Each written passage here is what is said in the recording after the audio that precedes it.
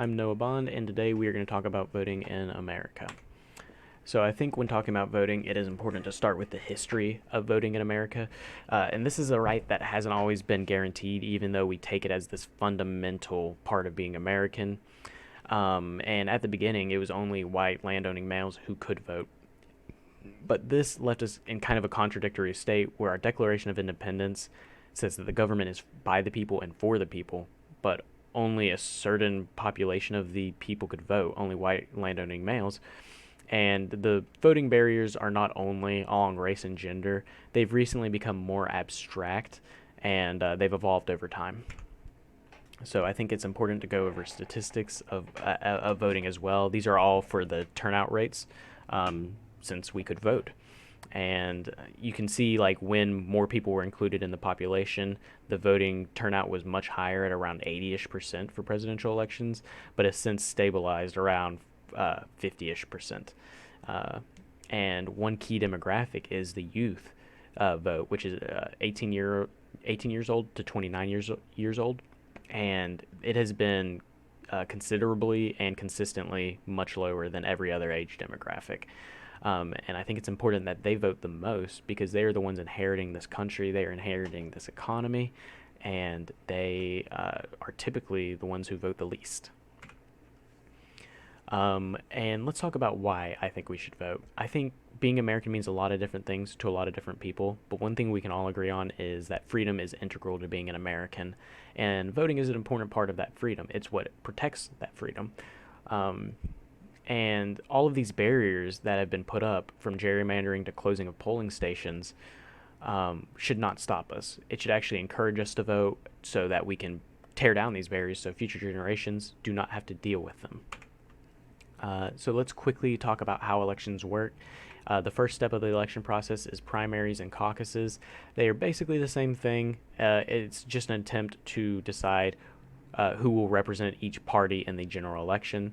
So after the primaries and caucuses, we go to national conventions. This is just when the candidate is locked in and they choose a vice presidential candidate as well. So then we go to the general election, which is the last vote that the voters cast, but it's not as straightforward as voting for the president. You're actually voting for an elector who will then vote for the president. And they don't necessarily have to vote with how the people vote. They can be faithless electors, is what it's called. So let's talk about some of the barriers and blockades for voting that exist even to this day. One of the most egregious is gerrymandering, and what this is the people who draw these election districts, they will favor one party, and they will put as many voters in the opposition party in as few districts as possible, so the party that they support will have an advantage. There's also something that is very bad is voter purging. There's over 17 million cases of this, and what this is they'll just take your name right off of a voter roll. And sometimes it's for a valid reason, like you change states, but a lot of times there's no transparency, and they don't give a reason. Something that is equally as bad is the closing of polling stations. What they'll do is they'll close polling stations in strategic places to discourage certain demographics from voting and to increase wait lines so less people want to vote. Let's quickly talk about how to register. This has actually gotten easier over time. In most states, you can vote online. When you're getting a new license, you can go to the DMV and they will register you for you. And you can also vote by mail with an absentee ballot. That is different per state, though. So let's talk about assessing a candidate. And it might sound obvious, but your belief should affect who you think should be candidate. And a lot of our beliefs are abstract, and I think the political compass test can help with that because it'll ask you a series of, I think, 60 questions to place you on this coordinate plane. And just questioning your own beliefs will help solidify these more abstract beliefs. So another useful tool is a voting record. You can look at any Congress member's voting record on Congress.com. And it's just a useful tool to tell you how forthright a candidate is being on their position. Another good tool is PolitiFact. It is just a Pulitzer Prize winning website that will rate politicians' claims on true all the way to pants on fire, and they'll have a list of references below them that support their rating. So let's talk about something that has become more relevant recently. It's nothing new, but it's fake news, and there is a serious danger to it. But I think often fake news comes down to exaggeration. You'll see a headline and it's exaggerated to support a certain company's narrative, or the headline will be exaggerated just to get more clicks. And I think with due diligence, the threat of fake news is severely lessened. So let's talk about how to spot it, though.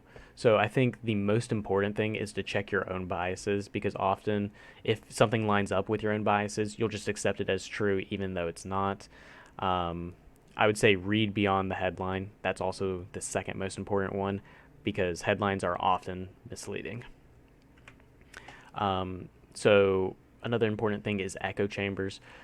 It's important to hear all of these different perspectives, because if you're only hearing people who agree with you, you will never know if you're wrong. And all of these differing perspectives, we all want the same thing. We all want America to be the best country possible. So I think it's important to look at all these different perspectives. And I think the internet plays a large role in creating these echo chambers. If you look at companies like Reddit, when you subscribe to a specific subreddit, you're mostly only hearing people who are like-minded. And this is having these echo chambers is bad, because the truth usually lies in the middle. If you look at like a left-leaning website and a right-leaning website, the truth is usually in the middle. So in conclusion, I think elections are just deeply intertwined with the history of this nation, and voter turnout is now historically low. Fake news is just bad, and we need to address this, and I think due diligence on the individual's level is the best way to address it.